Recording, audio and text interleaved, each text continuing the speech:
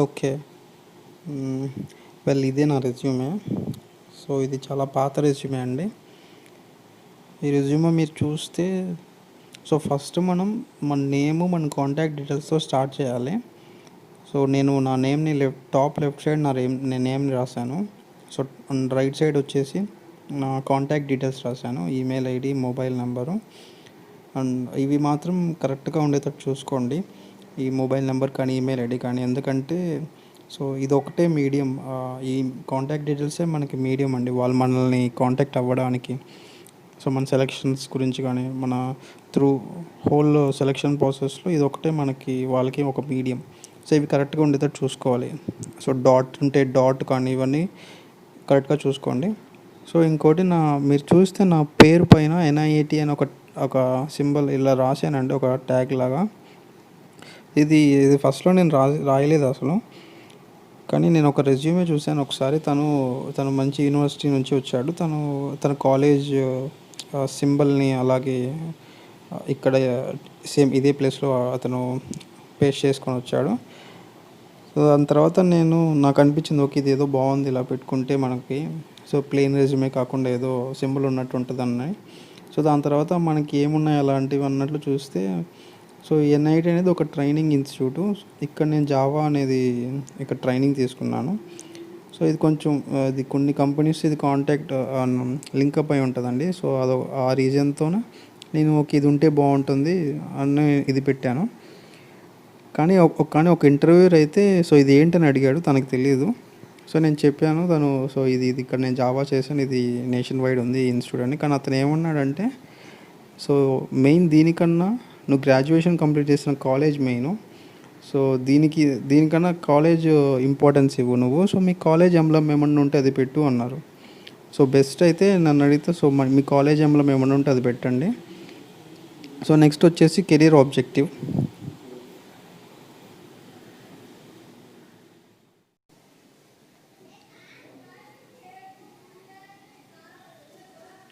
ఇంకా career objective గురించి వస్తే ఇది ఇనిషియల్గా నేను మా క్లాస్ టాపర్ ఉంటే వాడి దగ్గర నుంచి కాపీ చేసి రాసేవాడిని. నేనే కదా అందరికీ చేసేవాళ్ళు.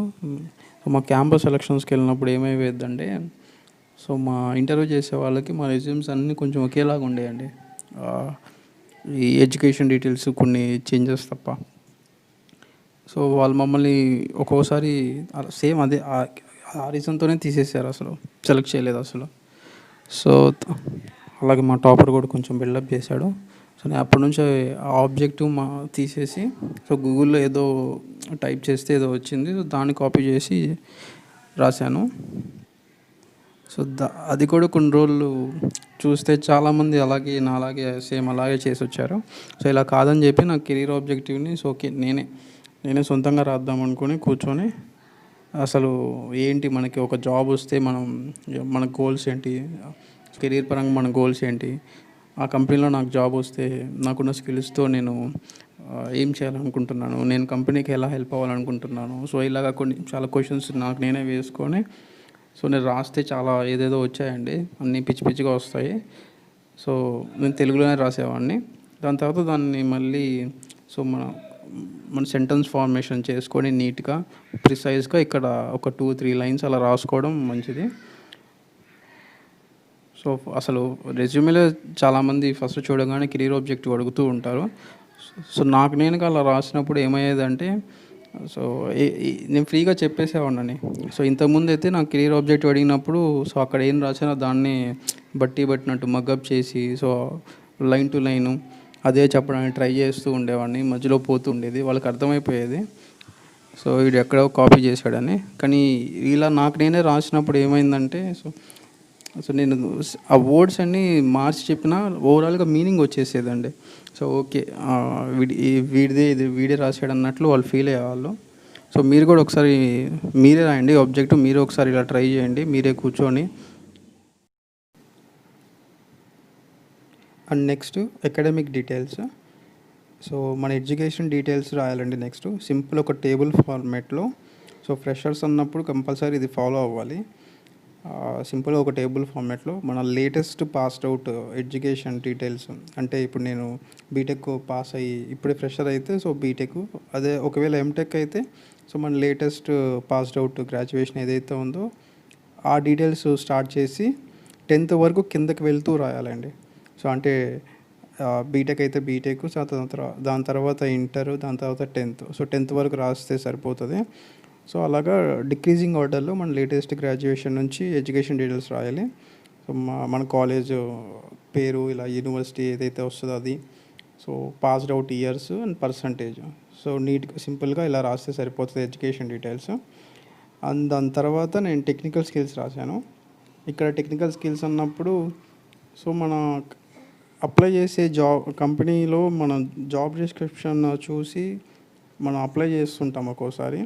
సో అలాంటప్పుడు సో ఆ కంపెనీలో వాళ్ళకి ఏమైతే ఏ స్కిల్స్కి అయితే వేకెన్సీస్ ఇచ్చారో సో ఆ వేకెన్సీస్ని కూడా మనం ఇంక్లూడ్ చేస్తూ రాసామంటే మన రెజ్యూమే సెలెక్ట్ అవ్వడానికి ఛాన్సెస్ ఎక్కువ వస్తాయండి. సో ఎందుకంటే హెచ్ఆర్ రిక్రూటర్స్ కానీ వాళ్ళు కానీ వాళ్ళ వేకెన్సీస్కి వాళ్ళకి ఏ టెక్నాలజీ అయితే కావాలో, ఏ స్కిల్స్ అయితే కావాలో, సో ఆ స్కిల్స్ని ఆ కీవర్డ్ని వాళ్ళు సెర్చ్ చేసి ఆ బేస్ కింద రెజ్యూమేని సెర్చ్ చేస్తూ ఉంటారు. సో ఆ కీవర్డ్స్ని మన రెజ్యూమేలో ఇంక్లూడ్ చేస్తే సో మన రెజ్యూమే కూడా ఫిల్టర్ అవుతుంది. సో అప్పుడు మన రెజ్యూమే సెలెక్ట్ అయ్యే ఛాన్సెస్ ఎక్కువ వస్తూ ఉంటాయి. సో ఫస్ట్ మీరు మనకున్న జనరల్ స్కిల్స్ అన్నీ రాసేయండి. అది మీకు ఏ స్కిల్స్ అన్న టెక్నికల్ స్కిల్స్లో మీ అకాడమిక్లో ఏ స్కిల్స్ ఉన్నా అవన్నీ రాసేయండి, పర్లేదు ఇలా డివైడ్ చేసి. And next so work experience అంటే ఒక ఎక్స్పీరియన్స్ క్యాండిడేట్ వచ్చినప్పుడు నెక్స్ట్ వర్క్ ఎక్స్పీరియన్స్. ఒకవేళ ఒక ఫ్రెషర్ అన్నప్పుడు మనం ఇక్కడ వర్క్ ఎక్స్పీరియన్స్ అక్కడ ఆ ప్లేస్లో మనం ఇంటర్న్షిప్స్ కానివ్వండి, మనం ఏదైనా ప్రాజెక్ట్స్ చేస్తుంటే మినీ ప్రాజెక్ట్స్ కానీ లేకపోతే మేజర్ ప్రాజెక్ట్స్ ఏదన్నా ఆర్గనైజేషన్స్తో లింకప్ అయ్యి చేస్తూ ఉంటాము కొన్ని కాలేజెస్ వాళ్ళు. సో అలాంటివి ఏదన్నా ఉన్నప్పుడు రాసేయండి. సో బెస్ట్ ఇప్పుడు అందరూ ఇంటర్న్షిప్స్ చేస్తూ ఉన్నారు ఎక్కువగా. సో పాస్డ్ అవుట్ అయిన క్యాండిడేట్స్ ఎవరైనా ఇంటర్న్షిప్ చేస్తే ఇంకా బెస్ట్ సెలెక్షన్ అవ్వడానికి ఇంకా ఛాన్సెస్ బాగుంటాయి. సో అలాంటివన్నీ ఇంక్లూడ్ చేసుకోవచ్చు ఇక్కడ వర్క్ ఎక్స్పీరియన్స్ కేటగిరీలో. సో దాని తర్వాత ఇక్కడ మన సర్టిఫికేషన్స్ ఏమన్నా ఉన్నప్పుడు సో నేను ఇక్కడ ఇందాక చెప్పాను కదా ఎన్ఐటీలో జావా చేశాను, నా సర్టిఫికేషన్ ఇంక్లూడ్ చేశాను. ఇంకా మీకు సపరేట్గా ఇంకేమన్నా సర్టిఫికేషన్స్ అది ఏమున్నా సరే అకాడమిక్ ఏమన్నా ఉంటే సర్టిఫికేషన్స్ అవన్నీ ఇంక్లూడ్ చేయండి. And next curricular activities. So ఇక్కడ ఈ కరిక్యులర్ యాక్టివిటీస్లో ఉన్నప్పుడు మనం పార్టిసిపేట్ అవుతుంటాం కదా, మనం పేపర్ ప్రజెంటేషన్స్ ఇస్తుంటాము, పేపర్ పబ్లిష్ చేస్తుంటాము. సో ఇంకా చెప్పాలంటే మనం ట్యూషన్స్ చెప్పినా కూడా, సో పార్ట్ టైం వర్క్ చేసినా, సో ఇలాంటివన్నీ మనం ఇంక్లూడ్ చేయొచ్చండి ఇక్కడ సో కరిక్యులర్ యాక్టివిటీస్లో. సో ఇంకా మీకు ఎక్స్ట్రాగా ఏమన్నా ఉన్నప్పుడు ఇంకో అడిషనల్ సెక్షన్ ఏదైనా రాసి లైక్ అచీవ్మెంట్స్ అని నేను ఇక్కడ కింద రాశాను కదా, అలాగే అచీవ్మెంట్స్ అని ఒక సెక్షన్ రాయొచ్చు అక్కడే. సో అక్కడ రాసి మనం ఏదైనా కోడింగ్ కంటెస్ట్ కానీ ఇలాంటివి హ్యాకథాన్స్ లాగా, లేకపోతే కాలేజ్ ఫెస్ట్లో ఏమన్నా పార్టిసిపేట్ చేసి ఉంటే, సో లేకపోతే మన కాంపిటేటివ్ ఎగ్జామ్స్లో ఏమన్నా మంచి ర్యాంక్స్ అలా వచ్చి ఉంటే, సో ఇవన్నీ మనం అచీవ్మెంట్స్ కానీ అలాగ ఒక సపరేట్ సెక్షన్ రాసి దాంట్లో మనం ఇంక్లూడ్ చేయొచ్చు. సో దాని తర్వాత మెయిన్ మన ఫ్రెషర్స్గా రెజ్యూమే రాస్తున్నప్పుడు ఈ ప్రాజెక్ట్ అనేది చాలా ఇంపార్టెంట్ అండి.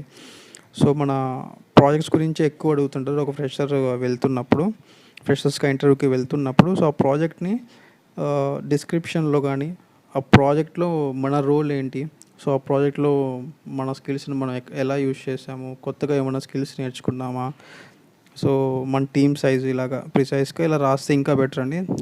నా ప్రాజెక్ట్స్ గురించి పెద్దగా తెలియదు, అందుకే చాలా తక్కువగా రాశాను. కానీ జనరల్గా ప్రాజెక్ట్స్ గురించి నేను చూశాను కొన్ని రెజ్యూమేస్ చాలా ఎక్కువగా రాస్తుంటారు. అంటే మనకు కాన్ఫిడెంట్ అయితేనే రాయడం బెటర్ అండి, ఎందుకంటే సో ప్రాజెక్ట్స్ గురించి బాగానే అడుగుతుంటారు ఒక ఫ్రెషర్స్గా వెళ్ళినప్పుడు. అండ్ నెక్స్ట్ నేను అసెట్స్ అని ఒక రో పెట్టి నేను ఇలాగా మన స్ట్రెంగ్స్ అండ్ వీక్నెస్ లాగా నేను ఇవన్నీ ఇక్కడ ఇలా రాశానండి.